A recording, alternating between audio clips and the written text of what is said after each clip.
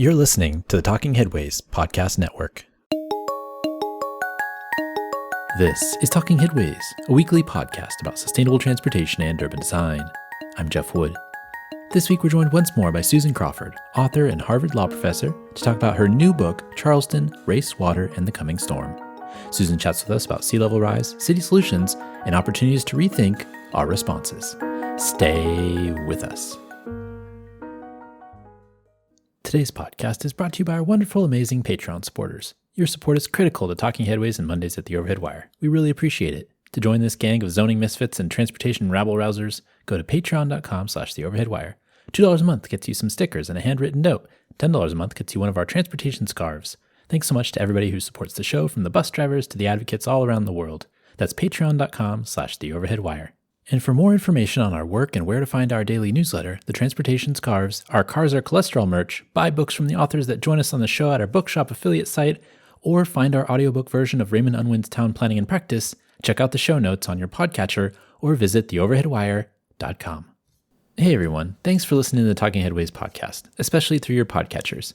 With the unfortunate news that Stitcher will stop operations on August 29th, we hope you'll continue to listen on other services. You can find us on Spotify, iHeartRadio, SoundCloud, Apple Podcasts, Overcast, PocketCast, TuneIn, and many, many more. We'll put our RSS feed in the show notes if that helps you make the switch. Thanks again for listening to Talking Headways. We really do appreciate it, especially those of you who keep coming back each and every week. Well, Susan Crawford, welcome back to the Talking Headways podcast. It's great to be with you. Thanks for being back. And before we get started, can you tell folks that might not have listened to episode 226 on your last book, Fiber, a little bit about yourself? Well, I teach at Harvard Law School, and the abiding concern for my career is the line between public and private. What is government good for? What's it supposed to do? And when I was talking to you about fiber, I was talking about the idea of public infrastructure, basic, conduit running through streets over which lots of competitors would provide internet access services. It seemed to me just absurd, unthinkable that the United States hadn't taken care of this over the last few decades. Well, this question I'm taking on is about what to do about sea level rise, as it is going to afflict at least 10 million, 13 million Americans over the next few decades, not centuries, decades. And what is the role of government? What should government be doing at all levels, city, state, and federal? And to tell that story, I took on the description of Charleston, South Carolina, which is quite a place. Yeah, from reading the book, I can tell. Because we talked about fiber before, and there's been so much that's happened since then, I'm wondering if you can kind of give us a feeling about your thoughts since we've passed the infrastructure bill and the things that actually brought a lot of money into many municipalities and states, but also maybe it wasn't the way that you maybe would have seen it, or I would have seen it based on my understanding and reading of your book. Well, it's a good question. The people at the Department of Commerce have done a terrific job under enormous pressure, sending out lots and lots of money under the Infrastructure Act. They're still in process. They're doing their best. A lot of the spending decisions will be made by states. So big block grants will go with states. I would have preferred, many people would have preferred, a real emphasis on funding public infrastructure, again, over which private services could run competitively. That's not the story here. This is not an attempt to change the competitive structure of the United States internet access market. It is an attempt to reach more people with internet access. So that's good. And I applaud the civil servants for doing everything they can to do a good job.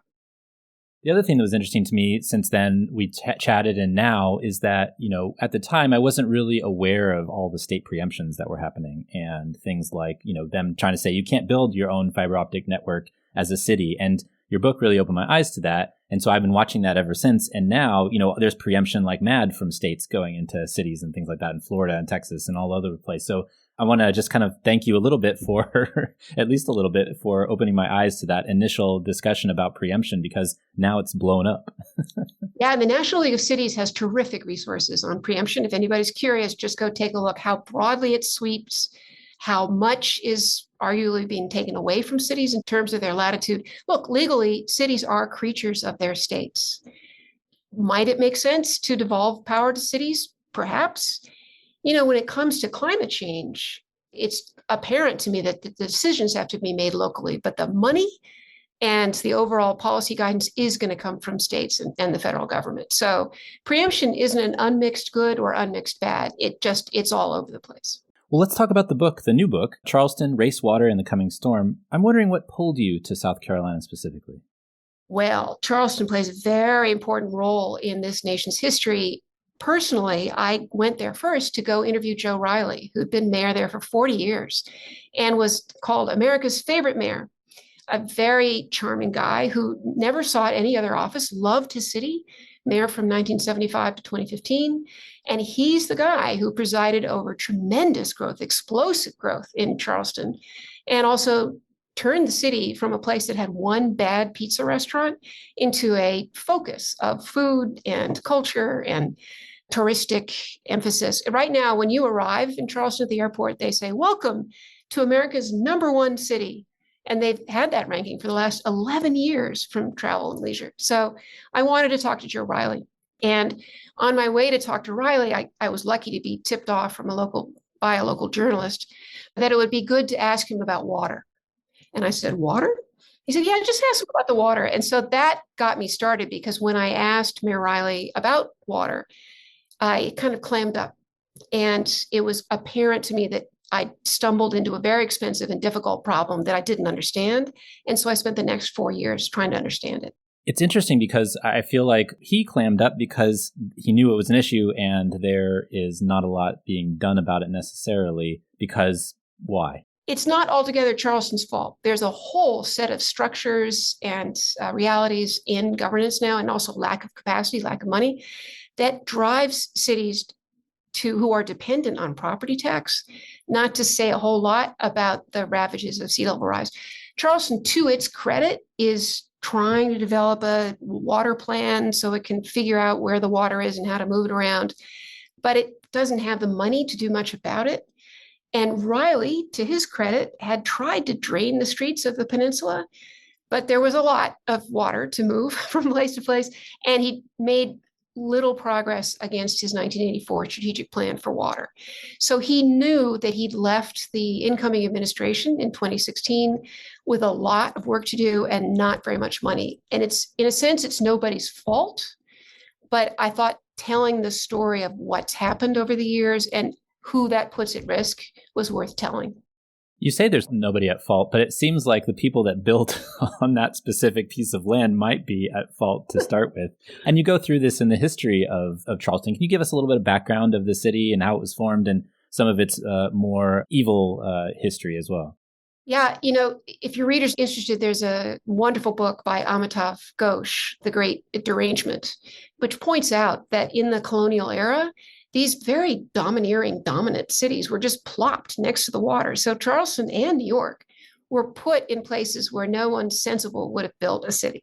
And in fact, when the earliest settlers came, they're basically second sons of English lords who were trying to make their fortune on Barbados and the sugar trade.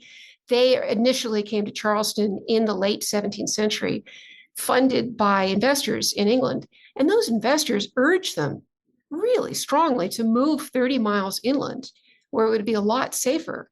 But they liked the views, they liked the water, and they really felt at that point that they could dominate nature, that nature was no match for them.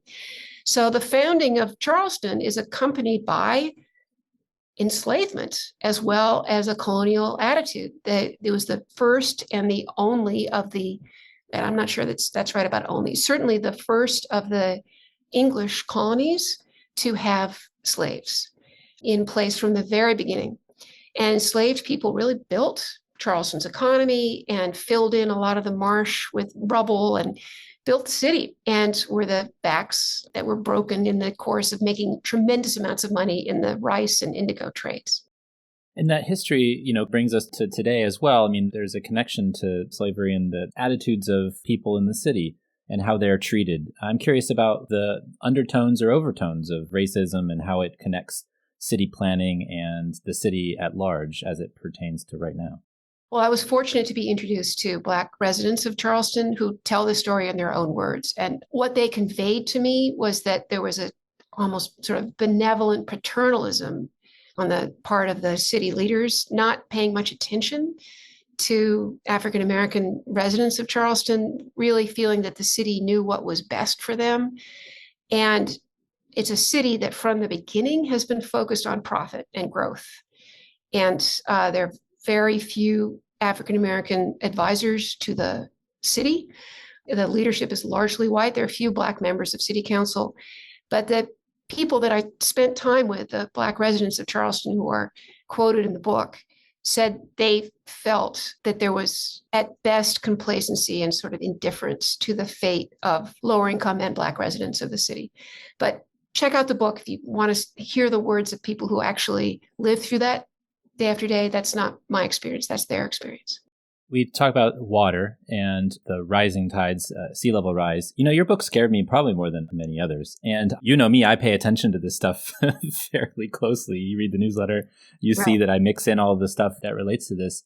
But Charleston specifically, you don't really, from my perspective anyways, here in San Francisco, and even though I look for national news, you don't see much about it and you don't hear much about it in the national news. And I don't know if that's because the coasts are so dominated by New York and San Francisco and Los Angeles, or if it's just kind of running under the radar to a certain extent for most of us where we are.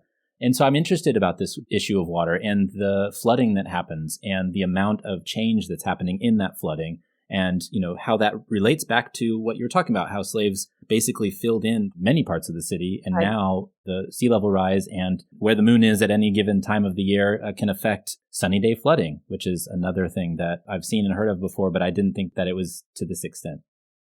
We really hear about Miami a lot. Miami's sort of the poster child for sea level rise. And Miami's got a special problem, which is permeable limestone underneath the city. Charleston is extremely low. And it's also the focus of a lot of tourist attention. So it's not clear to me why Charleston hasn't been a big sea level rise story in the past. I think it's very well known to the people who live there. June 2023 was a month that saw the most flooding of any June since records began being kept in Charleston Harbor. And the top 10 years for flooding are all in the last 10 years. And it's been rapidly accelerating. In 2019, the city flooded 89 times. And in 2022, it flooded 70 times. Now, when I say flooding, I mean it hit levels that the National Weather Service uses to raise an alert and say, watch out, be careful. It's a signal that more and more frequently, the city is going to be gradually inundated with water, that today's flood will be tomorrow's high tide, just regular high tide. And NOAA says that's going to happen as soon as 2050, that there'll be a real phase change in flooding. But Jeff, if you really want to be scared, go read The Heat Will Kill You First, which is a terrific book out right now from Jeff Goodell. He's pointing out that heat is the source of all of this. And we're all seeing around America, 120 million of us today are under some kind of heat warning, that the earth is warming far more rapidly. Jeff just clutched his fleece. I clutched my fleece because it's 59 here in San Francisco. So maybe not you, but I'm in Washington, D.C., where it's over 100. I believe it and I understand it. I grew up in Texas, so I get it, in Houston. Right. It's humans were made to live at about 72 degrees, and our bodies are really not capable of adapt. There's no adapting for humans. We can't evolve quickly enough to handle what's happening around us. And that heat, in turn, is driving unbelievably dramatic changes in sea level rise right now, this summer, the last 2 months. Big studies coming out saying West Antarctica, the seas around it are much warmer than anybody would have thought, even 5 years ago. That the Arctic is melting 4 times the rate of the rest of the globe. As a result of that, that's why the jet stream keeps getting stuck and creating these big heat balloons over the United States and Europe. But that also means that as the Gulf Stream slows, as the Antarctic melts, as the moon wobbles, as all these things are happening, that there are red alerts about sea level rise. The last time carbon levels were this high in the atmosphere, and the last time temperatures were around where they are now, sea levels were at least 20 feet higher than they are now. And many people say 100 feet higher than they are now. So there is uncertainty as to when exactly this is going to happen. But given the level of carbon already in the atmosphere, it seems to many scientists right now that the changes are coming much more quickly than they would have anticipated, and that by 2040, 2045, we'll see a real phase change in the amount of water slopping up on coastal cities all around the globe. Why do you think people ignore the klaxons of climate change, these warnings that we continue to see in the news? It seems like a theme of the book almost, kind of ignoring it, but it's showing itself. And I'm reading from your book that, by 2050, there's supposed to be 240 days of flooding in Charleston. And so I'm wondering how you can ignore that, or how you can believe that that's not going to happen, or the low end of it is going to be what's going to happen, as some said in the book. We're humans. We're capable of enormous self-deception. No maps, nothing, no data will really change anybody's mind until they experience it. Unless you're an utterly rational scientist and you say, well, I'm not living in that mess. But just something like only 4 or 5% of the moves inside America right now, people relocating, are being made based on climate. And in fact, people are rushing towards increasingly risky places, huge numbers going to low tax, warm places in Florida, and huge numbers of retirees are going to Charleston and Texas, and Maricopa County is seeing the most growth of, the most inbound residents of any. It is literally deranged. It's mad, but we are capable of denial and boosterism and a sense that we control nature that couldn't possibly happen. There's an uncanny sense this summer. This month to me feels like the very beginning of March 2020. There is something terrifying being unleashed on the world. We can see it coming. We see all the data, and yet it doesn't quite feel as if it's going to affect us, but it is. People are dying in the extreme heat right now. And you won't die as quickly from sea level rise, but it will make life miserable for a lot of people, particularly low-income people who can't move away from rising seas. That brings up something else that you mentioned in the book and struck me, in the idea of climate change as a cliff rather than a slope. So something that's going to hit us kind of like a tidal wave rather than maybe this edging up, slow rise of water inundating a piece of property or a street. Well, a lot of your readers will know all about this, that the positive feedback loops in this system create the risk of genuine tipping points where we move quickly from one phase to another in a non-linear fashion. And as it is, even very small changes in temperature can have outsized effects on extremes. So with more extreme weather and more risk of tipping points, which is happening right now, we'll have a much higher level of risk that we'll lose our ability to plan. And that's what troubles me, that we have an opportunity right now to be doing that long-term planning. It takes decades to carry this stuff off. After the 1953 enormous Dutch floods in the North Sea, it took them 20 years to create the armoring of the Dutch coast that they're so proud of now. We're not even thinking about adaptation as a country. We have no national adaptation plan. We're the only developed country that doesn't have one. We don't have a set of priorities. We're not really directing funding in this direction. Actually, the last economic report of the president signaled pretty strongly that there was no appetite for intervening where the private marketplace was going to do its work. In other words, lots of developers are already looking at places in the interior of the United States that might be climate refuges of one kind or another, where there'll be ample fresh water and maybe a more temperate climate and existing infrastructure, transit and otherwise, so people can live in high, dry, and connected areas. They're working on that. Corporations know all about it. The people who won't be helped are those homeowners and renters who are living in low-lying conditions along rivers as well as coastlines in this country.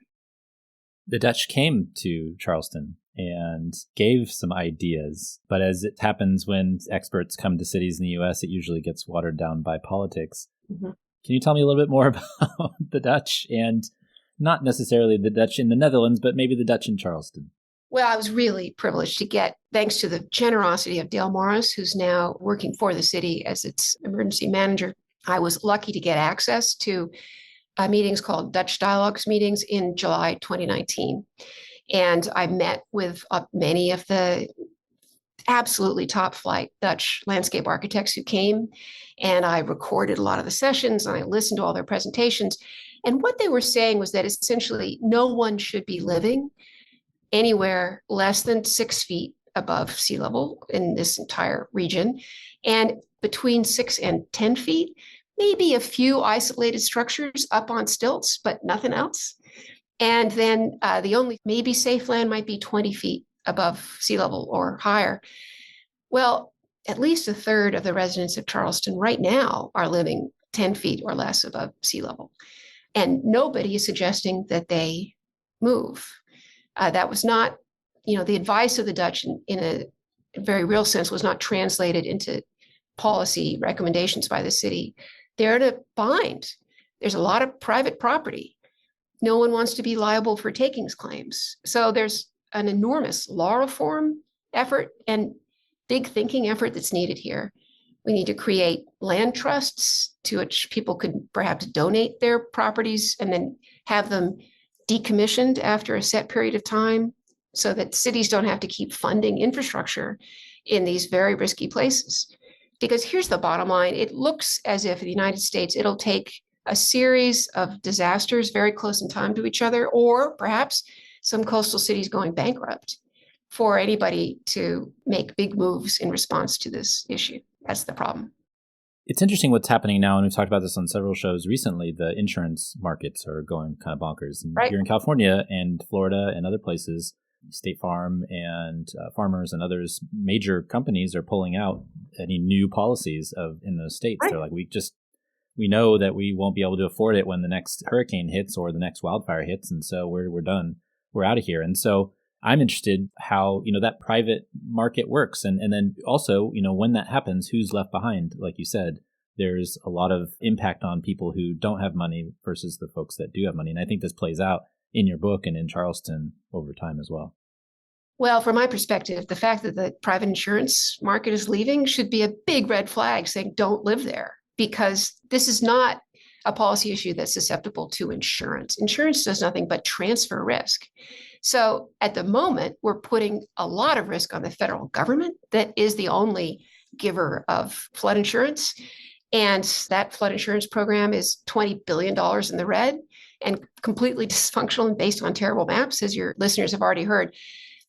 If we actually want to reduce risk, you help people leave. You get them away from harm's way in a really thoughtful process with a lot of community consultation, full of grief. This is just, of the terrible options ahead of us, this is the better of the worst options. But what you don't want to do is pretend that the risks are low. In fact, insurance should be out of reach. It shouldn't be available. We shouldn't be allowing people to live in floodplains. It is bananas that we have so many people living in these highly risky areas, and yet such a shortage of housing. There's so many parts of this puzzle that need to be addressed. Much denser housing, better served by transit in safer places, with a mix of affordable and luxury units. Instead, we seem to be doubling down on very luxurious housing in very high risk areas, and then assuming that those people will take care of themselves.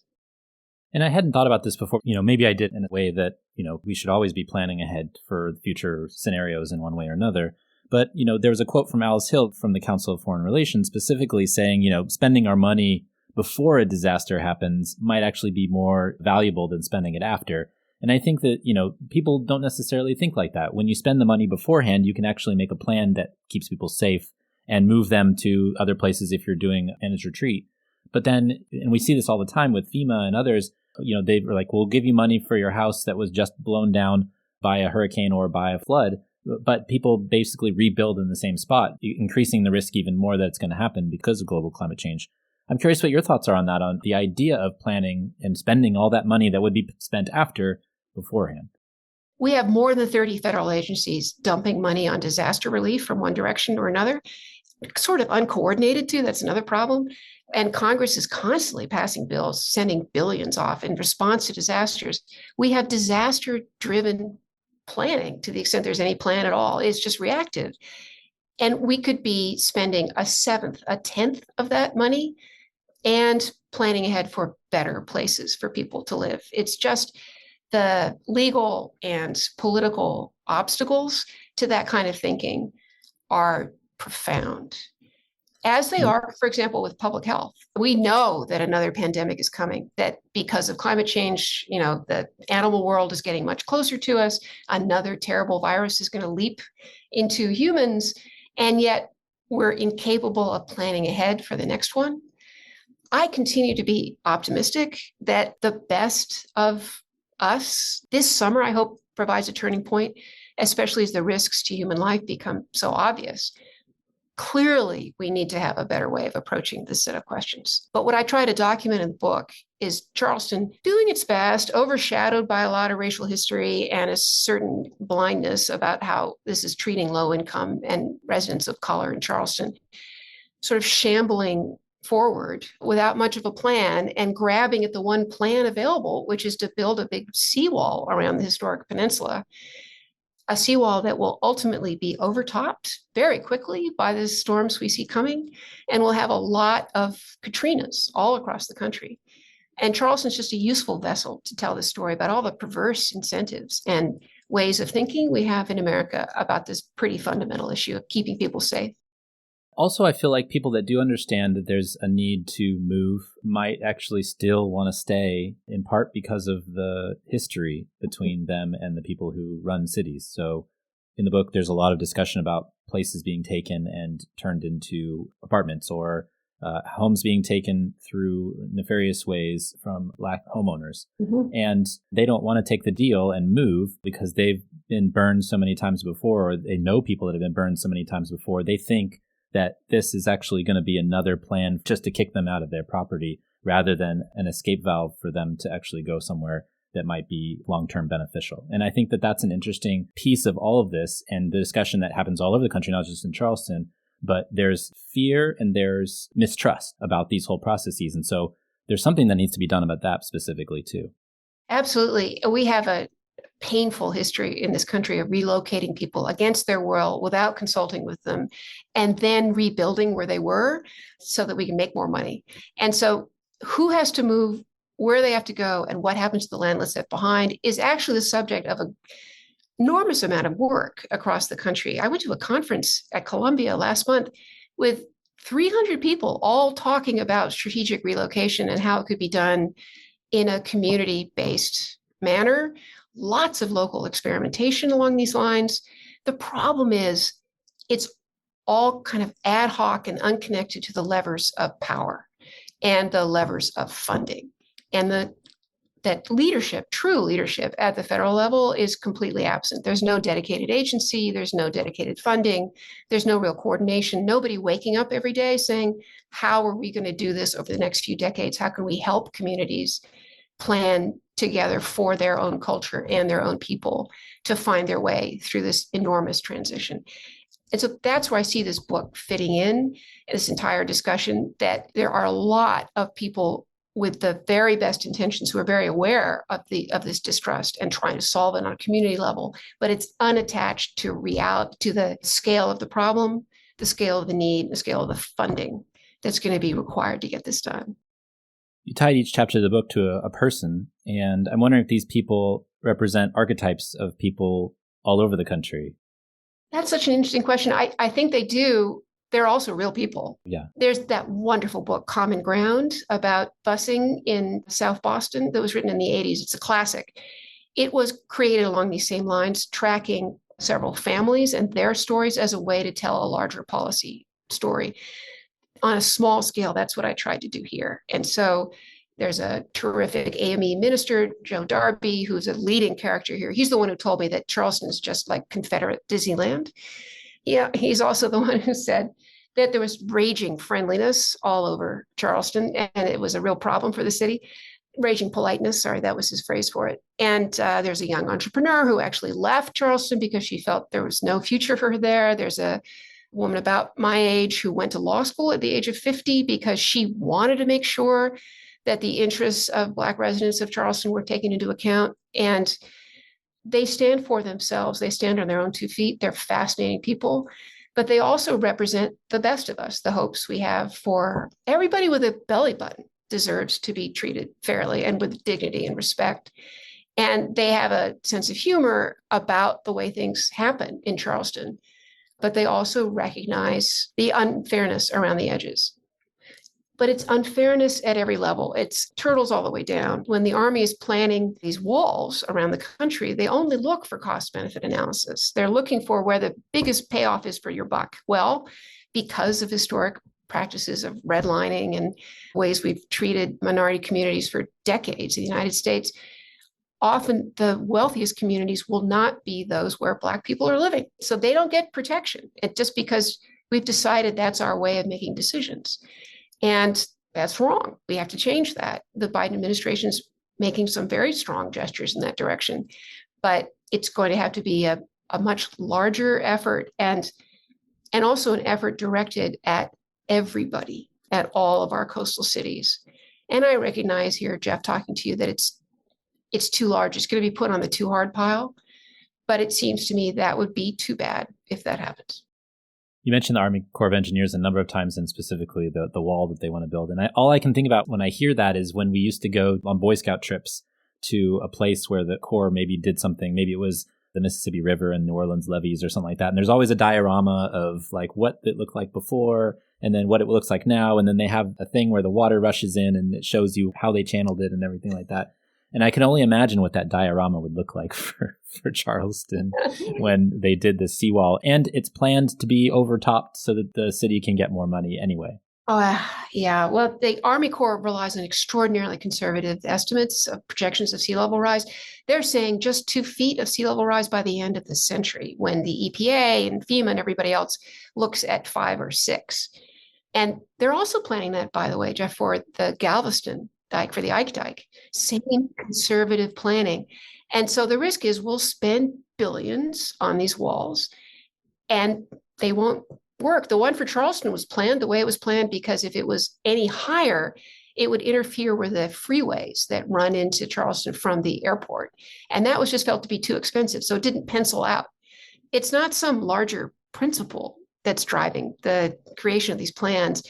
It's just what will make sense given the payoff, the protected structures, not people's lives, not all the residents, and even the levees and walls in New Orleans, as rebuilt, were not designed to protect a whole bunch of poor areas to the south of New Orleans. So lots of failures, and we can't possibly armor the entire coastline. That would make no sense. It would make life miserable behind those walls also.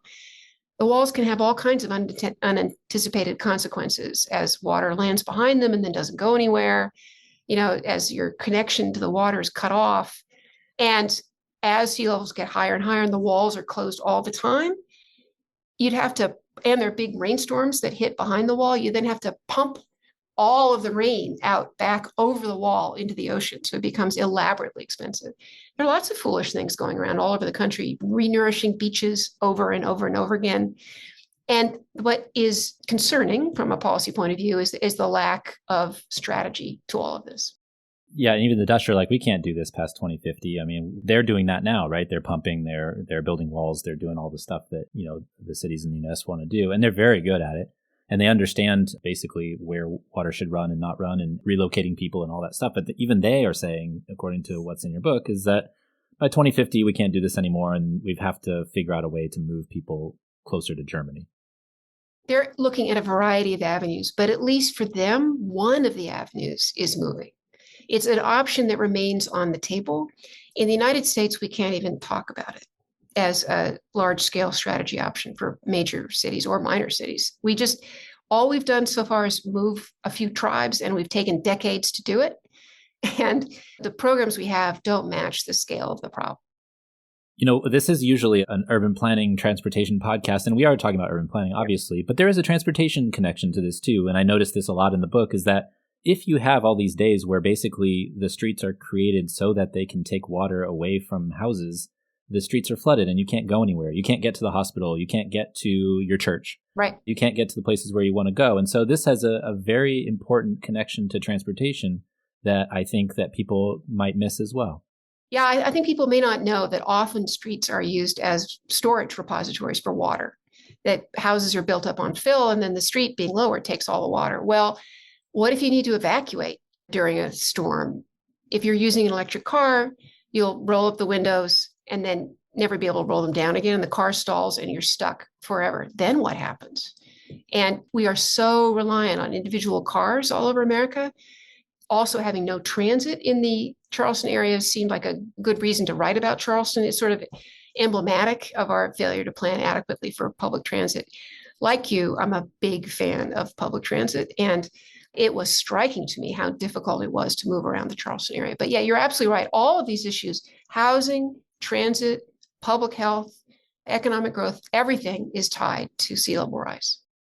The housing issue is a traffic issue, is something that came up too, where folks are talking about, well, if we do move people, or we have to push people to move to the outskirts of the city and they still need to commute back in to work at the restaurants or work anywhere else, there's going to be a traffic issue because you're creating more trips. You're creating more need for people to go from one place to the other rather than living next to where they're working and maybe walking or biking or taking a bus if it does exist.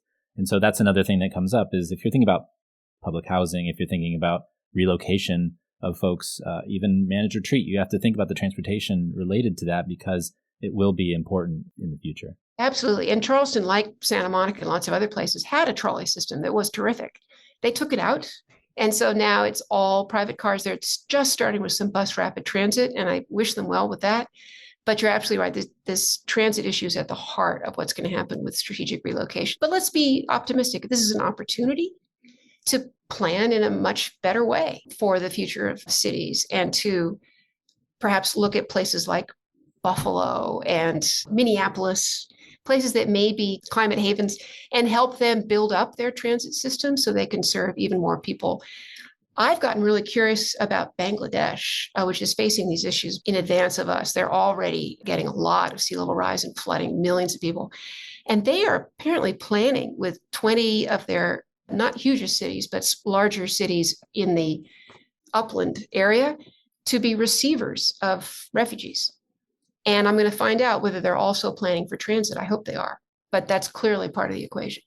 You also have Jakarta, Indonesia's capital, moving their whole capital city to another island in order to avoid the sinking from all the, basically the water they're pumping out of the ground and lowering the level of their land. A lot of stories like that. In the Indonesian case, it's a case study because actually the plan is not to move the 11 million residents of Jakarta. Oh, no, yeah. It's basically the civil servants and the community surrounding them. And people don't hear that. When the story is told that Jakarta is moving, they just hear, oh, that sounds sensible. They don't realize that a lot of people will be left behind by that. Yeah. So yet another underscoring of the big problem. And I always like to share this fact, but Indonesia's almost the same size as the United States in terms of population, which is pretty amazing to me when you think about it. Everybody talks about India and China and the big populations, but there's a lot of countries out there that are basically the size of the United States, and they have a lot of things to teach us as well. And I think that's interesting. Right. That's true.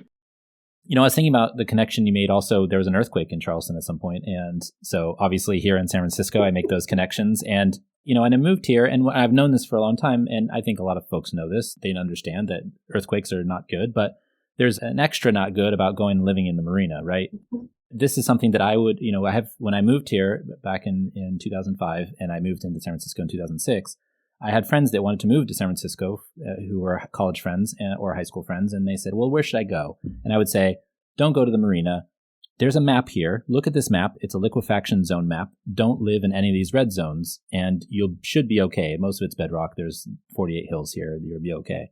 And I find that very interesting in thinking about, how the national media covers San Francisco and other places at the moment. There's real threats like liquefaction zones and daytime flooding and those types of things. And then there's stuff that we can work it out eventually, like the office vacancies and stuff is not as big a deal as, say, having your city flooded 240 days a year. But that 240-day-a-year flooding is maybe more important than some of these kind of sensational things that we're talking about. And maybe it's this stuff that's going on in Florida and Charleston and Houston with rain that's 60 inches in 7 days or whatever it was in Houston for the hurricane. That might be more important. And so maybe we should focus on that. And so it makes me wonder, what your thoughts are on the national discussion, what people think is important versus what is actually important. I want to give a shout out to the commercial real estate problem because it's a big problem for cities if they can't collect the property tax that their states require them to use to run everything else that they need to do as a city. So these two things do tie together. And just a footnote on the marina, you have Charleston to thank for the liquefaction risk in the marina, because after a big earthquake in Charleston in the late 19th century, the Charleston city fathers said, what's great after an earthquake is just to push the rubble out and create some new land and build on top of it. And then they acted as consultants to the city of San Francisco and said, here, go do this. And so the phrase I use, liquefaction, doesn't seem to speak to people. I just say it's going to turn into cake batter. Yep. As soon as there's an earthquake, and that does seem to get people's attention. Look, as a country, we're so focused on individual property rights and on profit, and everybody's in this for themselves, that it's very difficult to talk about big issues that require government intervention and require a sense that everybody's entitled to a basic level of safety. You may remember that in March 2020, we felt as a country as if we might be at that point actually caring about everybody and not just individuals. That passed away, which is too bad. I am hopeful that this era, where the change is so visible, it's so dramatic and so painful, will cause people to rethink their priorities. But it's difficult. Extreme heat is having to compete with Barbie for coverage, and Barbie's winning by far. And yet there are people dying in America who do not need to die. We also don't know enough. People aren't well enough informed about why extreme heat is so dangerous to them. And so there's a public education element to that too, as there was for COVID. But look, we have a structural opportunity to think again about what the role of institutions of government is, why we elect people. We don't elect them just because they're popular or we think somehow they look good in their suits. We actually elect them because they're supposed to protect us and give everybody in this country an opportunity to thrive. At our best, Americans are never cynical. They do recognize this need to care about everybody among us, but it vanishes pretty quickly. And I think that because this summer is the coolest summer we'll ever experience in our lifetimes, we might start thinking differently. Do you think that your book is displayed prominently at local Charleston bookstores?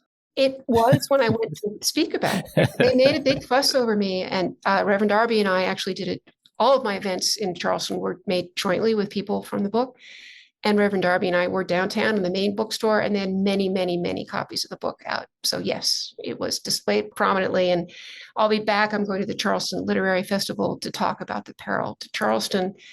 I think in general, cities don't want to be alarmist about their futures. There is some sense in Charleston that the city is blessed somehow, a holy city, that the storms keep missing it, and maybe that'll keep happening. But more and more people are acknowledging that they live in a highly risky area. Whether or not they'll act on that it's difficult. It's hard to see. And that's where this element of some role for government to say you really shouldn't be living in these highly risky areas seems to me appropriate. What's been the reaction? I mean, you've been down there and talked to folks about it, and obviously there's a few folks in the book that maybe feel like they might have been painted in a negative light. I can think of a certain city planner. But, I'm curious what the reaction's been and what people have said if they've read it. Do you think that the former mayor, Riley, has read the book? Oh, that's interesting. I suspect he hasn't. I think the current mayor has read the book. I'm pretty confident he has. The reaction was, from everybody I talked to, was a sense that they all know this. This is just writing down what everybody knows, but that it took an outsider to actually tell the story in detail. That because of the raging politeness, because of the worries about harming property values in the city and the concern, there's still a sense that if you talk about climate change, you're in league with Al Gore somehow. And that's not a great look. But sea level rise, they all see it and they know it's happening. And so there was pretty widespread acknowledgement that I was just telling the truth and that it was good I was an outsider. I think the city leaders themselves feel that I didn't acknowledge sufficiently what they've tried to do. And after I finished writing the book, they outlawed building on fill in the Charleston suburbs, which is a good idea. And they're working on an integrated water plan, and they're working on the plan for the wall. All of that is in motion. I think that they are acting within structures that are very difficult and with a real lack of money. Their bonding authority right now is only about $120 million. That's the only overhead they have. And yet they're facing billions of dollars in changes that are needed. If folks want to read about the truth, where can they do so? The book is Charleston, Race, Water, and the Coming Storm. Oh, thank you, Jeff. That's so kind of you. Yeah, Charleston, Race, Water, and the Coming Storm, your local independent bookstore will send it to you. And I'd be delighted to talk to anybody about it. And it was a great privilege to work on this book. It feels like the most important story I could have worked on. And I want to keep going. I want to help with the strategic relocation set of policies, as difficult as they are going to be for cities. It seems essential if we're not going to plunge millions of Americans into misery. I read it. I really enjoyed it. I thought it was a good take on what's going on with sea level rise. As you know, as I mentioned before, I'm deep into this stuff. And so there's a lot of, like I said, truth in here, and I really appreciate it. Susan, thank you so much for joining us. We really appreciate your time. I really enjoyed talking to you, Jeff. Thank you.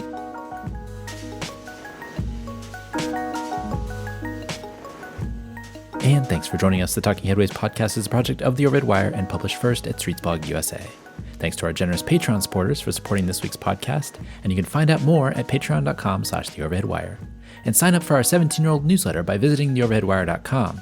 To get the show each week, follow along at your podcatcher of choice, including Spotify, SoundCloud, iHeartRadio, YouTube, TuneIn, Apple Podcasts, and many, many more. And if you can't find it there, you can always find its original home at usa.streetsblog.org. We'll see you next time at Talking Headways.